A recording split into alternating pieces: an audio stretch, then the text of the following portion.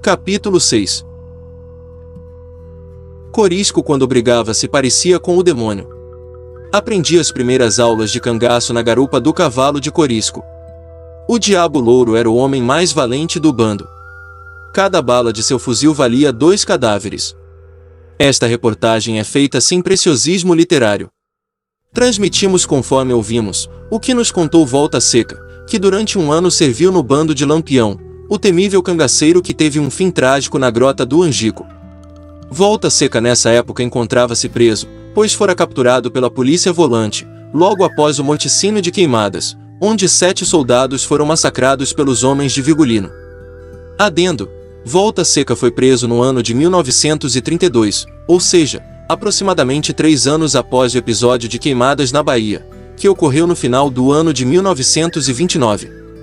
Volta Seca nos conta passagens até então desconhecidas pelo público sobre a vida do Rei das Caatingas e as atividades do bando que obedecia cegamente ao seu comando.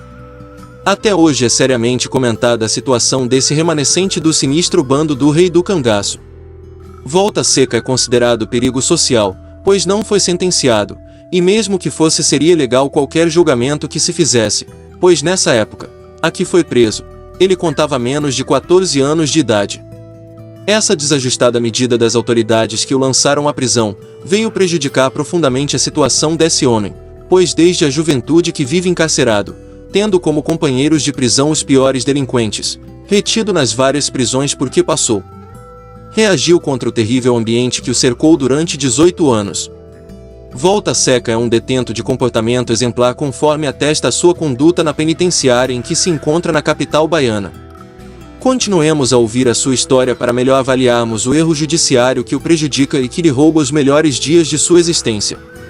Com a palavra Volta Seca. Os volantes, não conseguindo fazer com que o velho sertanejo falasse, foram de uma crueldade sem limites. Após espancarem o velho, rasgaram os vestidos da mãe e das irmãs do cangaceiro Arvoredo, que mais tarde espalharia o terror pelas caatingas do Nordeste. As mulheres ficaram inteiramente nuas. Eles então entraram no barracão onde o fazendeiro guardava os apetrechos da lavoura e de lá tiraram várias cangas e as colocaram no pescoço das mulheres nuas. Os homens ficaram nus e mugiam como bois.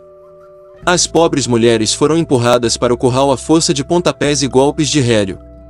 Elas choravam desesperadamente. O velho estava completamente impossibilitado de as defender. Imagine o senhor a maldade desses homens que são pagos para manter a lei. O pai de Arvoredo ainda tentou se arrastar, mas a força lhe faltou.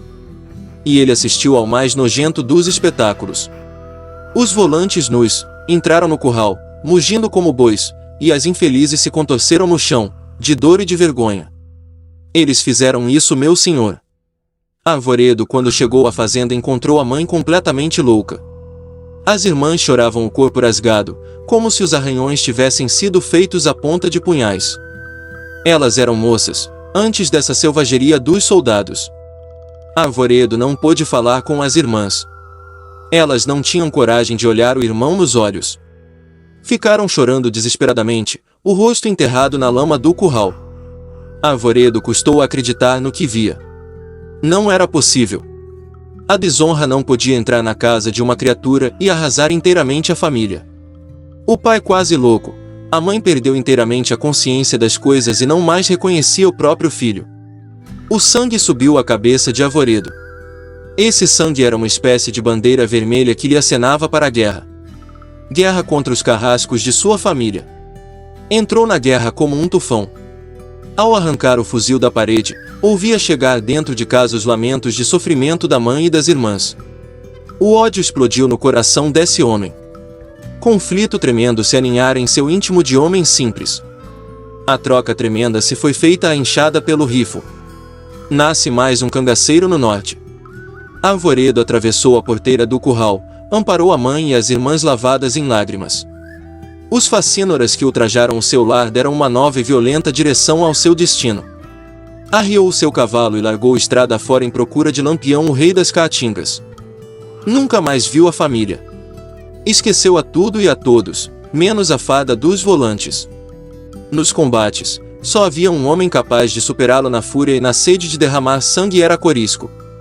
Eu era muito criança, é verdade, mas ainda me lembro da fisionomia de Corisco nos combates que travávamos. Eu tinha a impressão que seu rosto se transformava e ficava com as feições do demônio, iguaizinhas àquelas que eu via nos livros santos. E Lampião gostava desses dois homens, pois que os dois sozinhos representavam quase toda a força do bando. Não quero dizer que o resto da turma não fosse gente brava, mas era muito inferior no espírito de luta e na selvageria a Arvoredo e Corisco. O punhal de Arvoredo tinha mais de 3 palmos de comprimento. E sua lâmina se embebera no sangue de muita gente. Era um homem calado e o seu silêncio, talvez ligado à grande dor que sofrerá no seu passado, era respeitado por todos nós. Nunca em palestras se mencionava o caso que jogará Arvoredo no cangaço. Contei ao senhor um pedaço da história de Arvoredo, o homem que escolheu o cangaço para vingar a desonra de uma família inteira. Os meus primeiros dias no bando de Lampião. Comecei lavando os cavalos dos homens da quadrilha.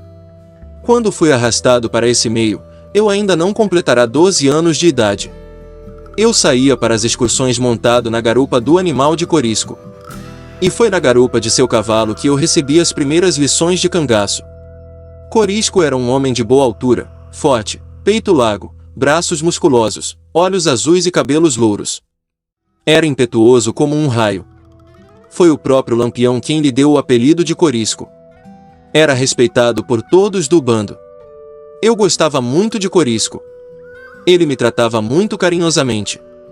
Eu, como disse ao senhor, montado no mesmo cavalo desse homem, talvez o mais valente e corajoso da sociedade, é que eu comecei a compreender melhor como agiam os homens de Lampião. Vou explicar ao senhor, já que me perguntou, como era que o capitão Vigolino praticava os seus assaltos. Continua no próximo vídeo. Se você gostou desse vídeo, deixe seu like e se inscreva no canal Cangaçologia. Imparcialidade e compromisso com a história cangaceira.